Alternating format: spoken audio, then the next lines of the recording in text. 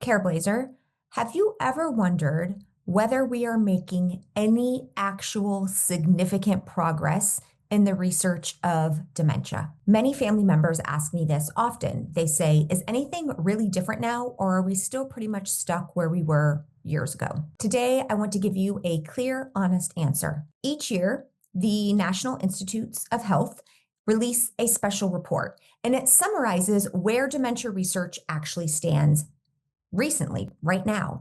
Not headlines, not sensationalized, no drama, real data.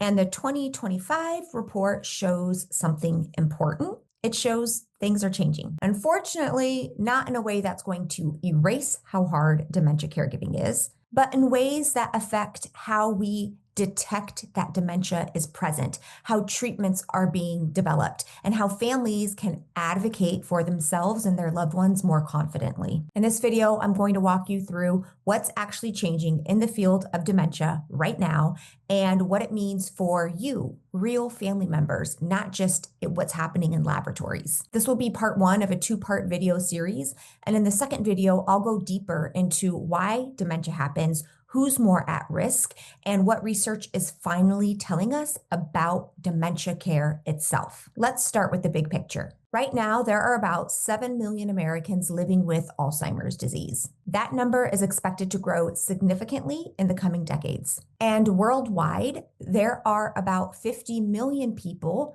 living with some type of dementia. As we know, dementia changes the way we think, the way we function, the way we interact with other people. It's not a normal part of aging. And as you know, it affects more than just the person with the diagnosis. It reshapes family roles, routines, finances, emotional health. And that's why research is really important, not just for the scientists, but for the family members who are trying to make decisions in real time. The good news is that financial investment in dementia research has grown significantly. And because of that, we're able to see progress in 3 key areas that matter a lot for families. That's going to be areas of treatment, prevention and early intervention, and getting accurate diagnosis. Let's walk through each one of those. First, treatment. Treatment is changing, but with important limits. Over the past few years, we've seen the FDA approval of several anti-amyloid medications like lecanemab and donanemab. These medications target amyloid, a protein that builds up in the brain during Alzheimer's disease. And in people in the earliest stages of Alzheimer's disease, these drugs can slow progression modestly. That's a big breakthrough in recent years. It's important to also say this clearly. These drugs are not a cure. They do not work for everyone, and they are not appropriate for all stages of dementia, really just the very earliest stages of Alzheimer's disease. And one of the reasons these treatments even became possible is because of advancements that we've had in brain imaging, specifically PET scans. PET scans allow researchers to see the amyloid buildup in a living brain. Before this advancement in PET scans, Alzheimer's disease could only be confirmed after death by opening up the brain and confirming that there were plaques and tangles. But this PET imaging, it changed that completely. It allowed scientists to identify who actually had amyloid in their brain, to track changes over time, and then test whether treatments were affecting that disease process, whether the treatments, the medications were having any impact on the amyloid. But even with these advancements, scientists discovered something crucial. Alzheimer's disease is not just one disease pathway. Many people with dementia have other causes contributing to the dementia besides just the Alzheimer's disease.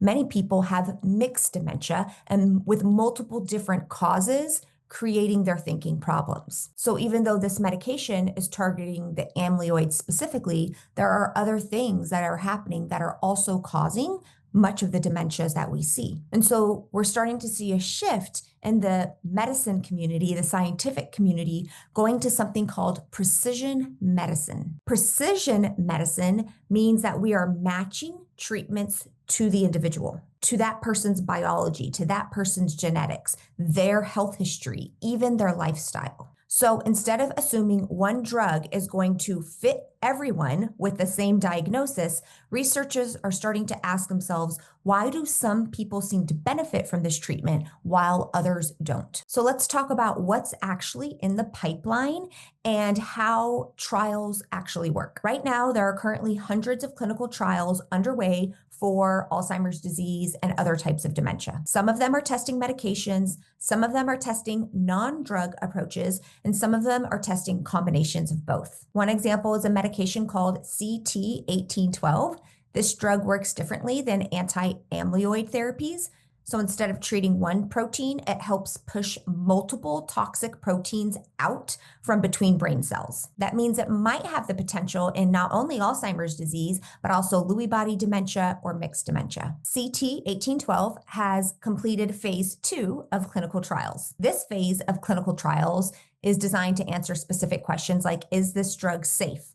Does it reach the brain? And how do we see early signals that tell us it is helping? And that last question is really important because just because a drug does something in the brain, it changes something in the brain, it doesn't automatically mean it's going to improve thinking and behavior. So if phase 2 looks promising, it will move on to phase 3, which is where larger, longer studies will be conducted comparing the drug to placebo. And this is the phase where it's decided whether this drug should move and be approved for wider use. Researchers are also starting to use new trial designs like platform trials, which allows multiple treatments to be treated at the same time under one study framework, which means it's going to save time and speed up answers. Another direction that we're starting to see is drug repurposing, which is basically there are already some medications that are approved for other conditions like epilepsy,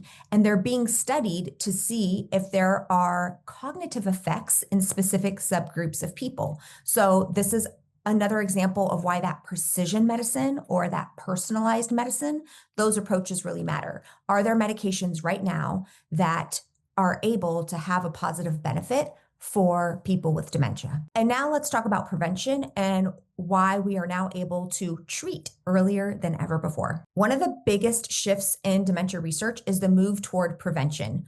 Researchers are starting to ask whether treatment works best before symptoms even begin. A major study called the AHEAD 345 trial is testing lecanemab in people who have amyloid buildup in their brain, but no noticeable memory problems yet. So we've talked about this before. By the time clinical symptoms of dementia start to show, the brain has been going through changes for decades. In some ways, Alzheimer's disease isn't actually even a disease of old age. It's a disease of middle age. The brain is starting to make changes in our middle age, but the symptoms clinically, outwardly don't show until later in life.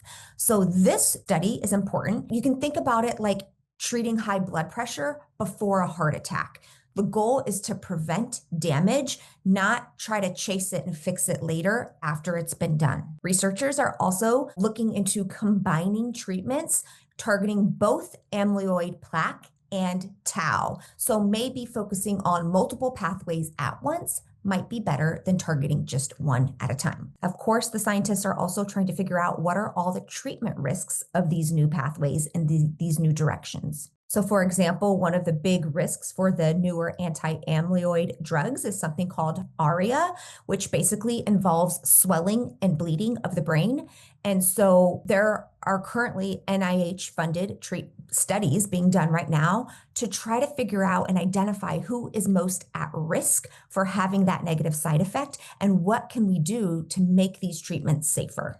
Now let's talk about non-drug strategies with real evidence. This is what I love to talk about. Many caregivers want to know what can they do besides just medication, especially since none of the medications that are on the market right now can do anything to cure the disease. NIH research continues to show that certain lifestyle factors reduce dementia risk or support brain health. And so these are things like managing blood pressure, treating hearing loss, taking a daily multivitamin, receiving personalized health coaching. In fact, one study looked at a cognitively enriched form of Tai Chi. This combined physical movement with mental challenge. and participants showed improvements in memory and thinking that lasted nearly a year. If you want more details on that specific study, you can let me know in the comments below, and I will do a future video breaking it all down. Diet matters too, which we've heard a lot. Specifically, a modified Mediterranean diet